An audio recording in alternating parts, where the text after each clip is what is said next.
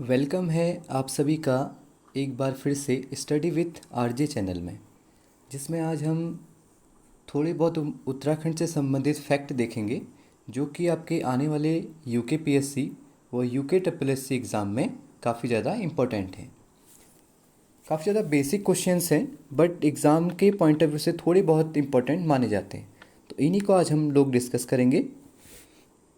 तो जैसा कि आगे बढ़ते हैं, पहला पॉइंट देखेंगे कि राज्य में या उत्तराखंड में राष्ट्रपति शासन की अवधि कितने दिन की थी या राष्ट्रपति शासन उत्तराखंड में कब लगा था। तो ये डेफिनेटली यहाँ से क्वेश्चन काफ़ी बार एग्जाम में बना हुआ है कि उत्तराखंड में राष्ट्रपति शासन की अवधि कितने दिन मानी जाती है, तो 45 डेज़। तो 45 दिन तक उत्तराखंड में राष्ट्रपति शासन लगाया गया था, जो कि 27 मार्च से 12 मई 2016 तक आपका क्या था, उत्तराखंड राज्य में चला था। देखिएगा यहाँ पे थोड़ा सा फोकस कीजिएगा कि 27 मार्च 2016 से 12 मई 2016 तक उत्तराखंड क्षेत्र में राष्ट्रपति शासन लगाया गया था, जिस समय उत्तराखंड के सीएम आपके हरीश रावत थे। ठीक है बच्चों, तो आगे बढ़ते हैं। दूसरा पॉइंट है, राज्य का द्वितीय विधानसभा भवन कहाँ है।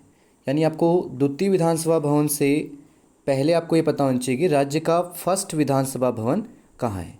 तो इसमें आप लोग आंसर करेंगे देहरादून। तो याद रखिएगा, राज्य का पहला जो आपका विधानसभा भवन है वो देहरादून में है, और जो दूसरा आपका विधानसभा भवन पड़ता है वो पड़ता है चमोली की गैरसैंण, और गैरसैंण के अंतर भी अगर आपसे पूछेगा लोकेशन तो आंसर करेंगे भराड़ी सैंण। ठीक, तो भराड़ी सैंण में क्या है, आपका एक विधानसभा भवन बनाया गया है जिसको जाना जाता है वीर चंद्र सिंह गढ़वाली विधानसभा भवन के नाम से। और साथ ही साथ 2 विधानसभा भवन वाला उत्तराखंड क्या है आपका, एक राज्य है, और अन्य जो विधानसभा भवन वाले 2 राज्य थे, एक था आपका महाराष्ट्र और दूसरा आपका राज्य था जम्मू एंड कश्मीर, जिसे अब आपका क्या बना दिया गया है, यूनियन टेरिटरी बना दिया गया है। तो आप इसको हटा देंगे, थोड़ा सा इसको यहाँ पे करेक्ट कर लीजिएगा आप लोग,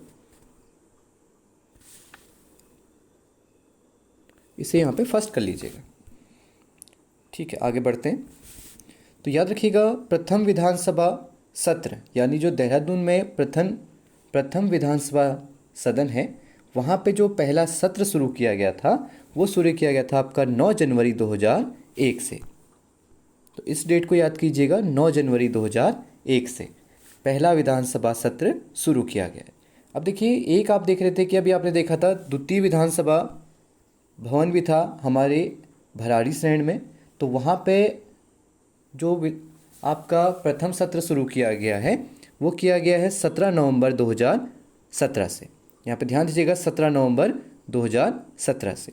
लेकिन इससे पूर्व ही गैरसैंण चमोली में जो विधानसभा सत्र शुरू किया गया था एक स्कूल या कॉलेज के वहाँ पर, तो वो शुरू किया गया था आपका 9 जून 2014 को।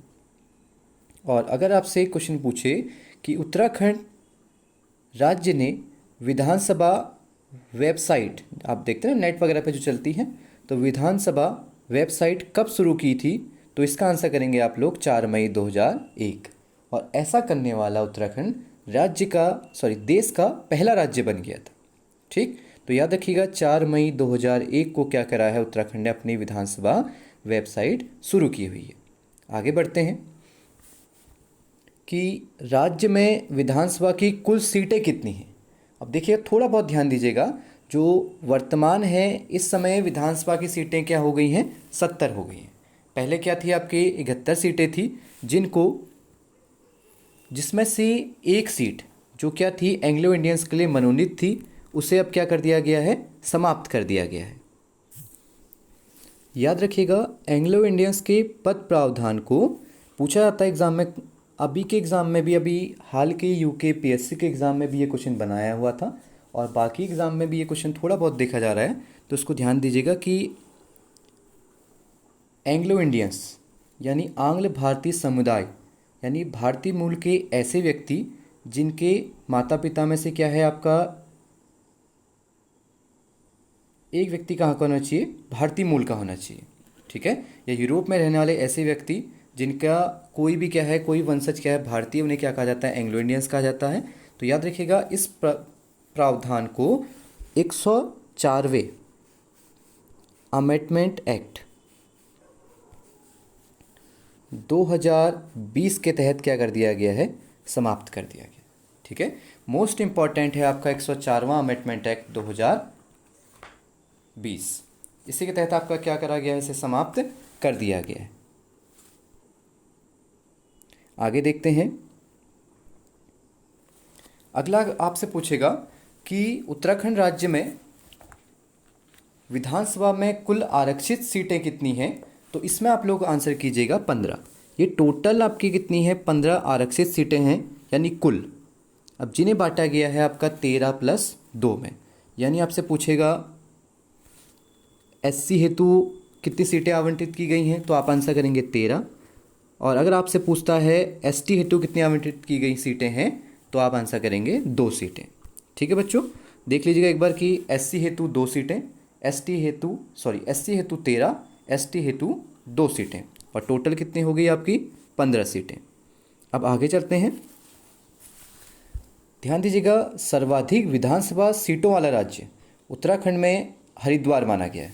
सर्वाधिक विधानसभा सीटों वाला राज्य उत्तराखंड का हरिद्वार है, और जहां कुल सीटें कितनी हैं आपकी 11।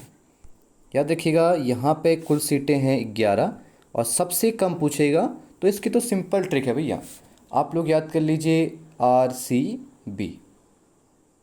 ठीक, रुद्रप्रयाग, चंपावत, बागेश्वर, तीनों जगह से आपकी कितनी सीटें हैं, 1-1।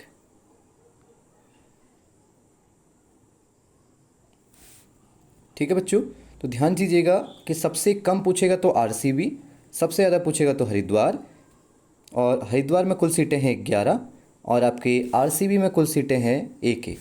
ठीक है, इसलिए सबसे कम क्या है, यहीं पर है। दूसरा देखते हैं कि SC हेतु राज्य के किन 2 जिलों में सीटें आरक्षित नहीं की गई हैं, क्योंकि आपके ज़्यादातर क्या हैं, 11 सीटें क्या हैं, हरिद्वार से क्या हैं, आरक्षित हैं। और आप देख रहे हैं कि ऊपर थोड़ा सा यहाँ पे ध्यान दीजिएगा कि सर्वाधिक विधानसभा सीटें 11 हरिद्वार में हैं, बट जो आरक्षित सीटें हैं वो कितनी हैं आपकी, 13 सीटें हैं। तो ये जो SC की 13 सीटें आरक्षित की गई हैं, ये आपके अलग अलग उत्तराखंड के जिलों में से हैं। तो इन पूछा जाएगा कि आपसे कि ये जो SC की 13 सीटें हैं ये किस राज्य में सम्मिलित नहीं है, या किस राज्य में आरक्षित नहीं की गई हैं। तो ऐसे 2 ही राज्य हैं जहाँ पे SC हेतु सीटें आरक्षित नहीं की गई हैं। एक पड़ता है आपका रुद्रप्रयाग, और दूसरा है आपका चंपावत।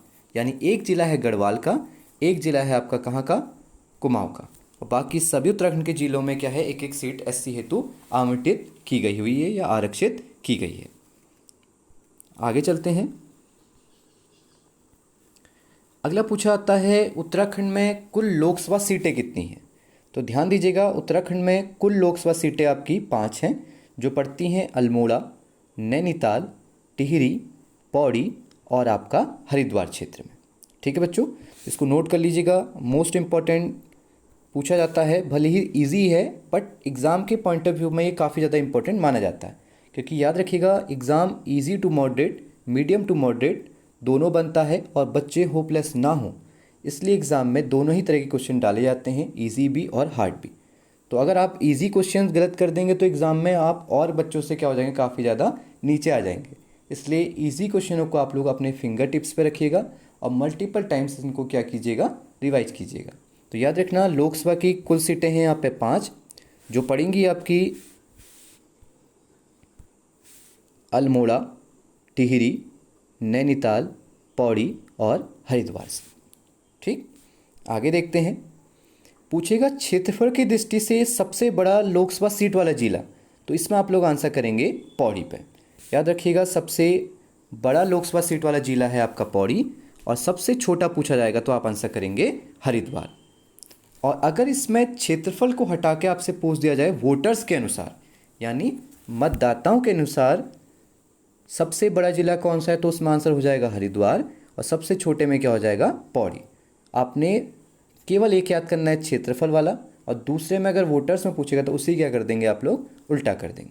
ठीक, अब थोड़ा सा देख लेते हैं कि एक क्वेश्चन पूछा जाता है, उत्तराखंड में एससी हेतु लोकसभा सीट किस जिले से आरक्षित की गई है? तो इसका डेफिनेटली आंसर कीजिएगा अल्मोड़ा। अल्मोड़ा एकमात्र ऐसा जिला है जहां से क्या करी गई है, एससी के लिए लोकसभा में एक सीट क्या करी गई है, आरक्षित की गई है। ठीक है बच्चों, तो मोस्ट इंपॉर्टेंट आपके लिए है एग्जाम के पॉइंट ऑफ व्यू से कि एक सीट कहाँ पर आरक्षित की गई है, आपकी अल्मोड़ा से आरक्षित की गई है। आगे बढ़ते हैं कि वर्तमान में लोकसभा सदस्य उत्तराखंड से कौन कौन व्यक्ति चुने गए हैं? तो याद रखना, एक है अजय टम्टा जो आपसे चुने गए हैं आपके अल्मोड़ा क्षेत्र से। याद रखिएगा कि जो आपके वर्तमान में लोकसभा सदस्य हैं अजय टम्टा, ये हैं अल्मोड़ा से। दूसरे आते हैं अजय भट्ट जो है नैनीताल जिले से। तीसरी हैं राज्य लक्ष्मी शाह जो हैं आपके टिहरी से। और चौथे हैं रमेश पोखरियाल जो हैं हरिद्वार से। और लास्ट में है आपके पौड़ी से तीरथ सिंह रावत। आई थिंक शायद कोई बच्चा ही ऐसा होगा जो इनके नाम नहीं जानता होगा, क्योंकि लॉकडाउन के समय काफ़ी ज़्यादा क्या रहे हुए हैं, चर्चा में बने हुए हैं अपने भाषणों के कारण। आगे चलते हैं, उत्तराखंड में राज्यसभा की कुल कितने सीटें हैं? तो आप लोग आंसर कीजिएगा 3 सीटें। ठीक, और पूछा जाएगा कि वर्तमान में राज्यसभा में इन 3 सीटों पर कौन कौन व्यक्ति आपका वहाँ पे बैठा हुआ है या गया हुआ है? तो याद रखिएगा, पहले हैं आपके अनिल बलूनी, ठीक, जिनका जन्म कहाँ से हुआ है, पौड़ी से हुआ है, और जिनको बनाया कब गया था राज्यसभा सदस्य, वर्ष 2018 में। ठीक, दूसरे हैं नरेश बंसल जिनका जन्म हुआ है देहरादून पर और जिन्हें चुना गया था 2020 में। ठीक, और इससे पहले आप जानते थे कि जो तीसरे सदस्य थे वो कौन थे, आपके प्रदीप टम्टा। बट अब इनके स्थान पर क्या कर लिया गया है, आपका कल्पना सैनी। मोस्ट इंपॉर्टेंट नाम है, याद रखना, कल्पना सैनी। ठीक, कल्पना सैनी को क्या कर दिया गया है, राज्य विधानसभा का सदस्य बनाया गया है, जो राज्यसभा में जाने वाली क्या है, दूसरी महिला है। कहाँ से? उत्तराखंड से। ठीक, अब दूसरी महिला है तो आपको डेफिनेटली पता होना चाहिए पहली महिला कौन है। तो याद रखना, पहली महिला जो उत्तराखंड से राज्यसभा जाने वाली है वह है मनोरमा डोबरिया शर्मा। ठीक, जो कांग्रेस से संबंधित थी और 2014 में राज्यसभा के लिए चुनी गई हुई थी। इसी के साथ आज का लेक्चर समाप्त करते हैं। दोबारा मुलाकात होगी कल के लेक्चर के साथ। Thank you so much. Like करें, सब्सक्राइब करें और अपने दोस्तों के साथ काफ़ी इसको शेयर कीजिएगा।